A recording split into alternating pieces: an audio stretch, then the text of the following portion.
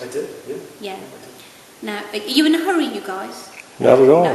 Right. The thing is, I'm not here anymore in the evening. When we're leaving at the end of the day, we're gone. But what was it about the Fountain Court? Now, Fountain Court. You know, I told you about the Grace and Favour residence. Sure. Now, if you go round Fountain Court, you get a false sort of baroque part near the ladies' toilets. You walk through there to Keys Court, and you've got all Tudoresque buildings behind. Okay. It's like a facade, basically. So you walk through there. Now, when you walk through the sort of like facade, you'll see at the back there are all sort of Tudor buildings. That's because William and Mary didn't have any more money to knock down any more Tudor. So they made Fountain Court, they wanted it to look baroque, so you still had some of the remaining rooms of Henry. They just put a wall there and made it look baroque. Now, I told you about the Grace and Favour residence. In the sort of late 1800s, there was a lady who lived in Grace and Favour in apartments behind that facade. Her name was Lady Hildyard. She was in her 70s, she was a widow, and basically she had a lot of time on her hands because she was a bit bored. Now, she would complain every night when she went to bed that there would be two strange gentlemen in her room. Now, you might say for a lady in her 70s, wishful thinking, or she should be so lucky. But these gentlemen that plagued her every night were not of the flesh and blood variety. They were ghosts, basically. And she would trot down every morning to the office of the Board of the Works, and that was the corporate body that looked after the running of the Grace and Favour apartments, and she would basically moan about these two apparitions. And in the end, they got so fed up, they said, look, we have no jurisdiction over the spirit world.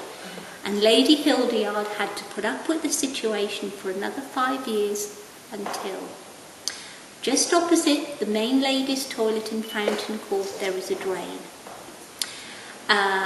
There were workers who took up the drain cover in about late 1800s, and they were laying new pipes for drainage or whatever. Now, 2 feet down, they found the bodies of 2 perfectly preserved male skeletons. Now, those bodies were taken away, they were buried, and funnily enough, Lady Hildyard complained no more. But who were the men? What were they doing there? Now, there are 2 possible stories. In Victorian England, the ladies were no different to any other ladies today, and the ladies here at Hampton Court were all very... Can I interrupt you for 1 second? Yes. Do you realise who's recording you? Does he have permission to record you? Do you mind? Okay, sorry. I haven't been told. I just want to be polite. Yeah, I haven't been told that I can't be recorded. Okay, sure, okay. Anyway. Now, the ladies in Victorian England and the ones that lived here, they were all very, very romantic. There were romantic novels being written, Jane Austen, the Brontes, and a story quickly went around that these 2 male skeletons' bodies that were found, they were of 2 dashing cavaliers that had been killed in a skirmish here with Oliver Cromwell's army, because Oliver Cromwell loved Hampton Court and spent quite a lot of time here. That's all well and good in theory, that's fine. These 2 men, they say, were hastily interned. There was a skirmish here, they were buried quickly. Now, at that time, the courtyard that the skeletons were found in would have still been Tudor.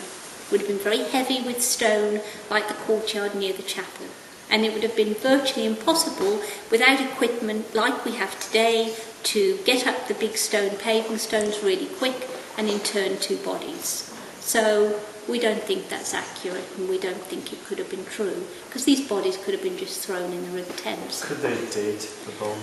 Right, they did. They dated them to at least maybe 250, maybe 200 years ago, which had put them in line with the building of William and Mary's new Baroque palace. Now, in 1689, William and Mary came to the throne. They loved it here at Hampton Court, but what they didn't like were Henry's old Gothic Tudor buildings. And they decided to have Henry's private rooms and those of his wives knocked down, and on their very foundations, Sir Christopher Wren built the newer Baroque part of the palace that became Fountain Court. But William was like any other king. He wanted the palace built as quick as possible, but for as little as possible. And when half of the south range had been built, substandard bricks and mortar were used, and the whole lot, the whole south range came tumbling down, injuring 9 men and killing 2. Now, a lot of these workers that worked on the palace, they were drifters, they were Dutch, they were Italian immigrants, so they had no immediate family to answer to. Now, we have it on record that the master carpenter at that time was given a substantial amount of money to bury these 2 young men that had died, and what we think happened, he pockets the money, while there were big gaping holes because the new Fountain Court courtyard was being laid. In go the bodies at the dead of night, and everything is fine until late 1800s when Lady Hildegarde starts to get her visits. So that is the story of the Cavaliers in the courtyard. Thank you so much. So there.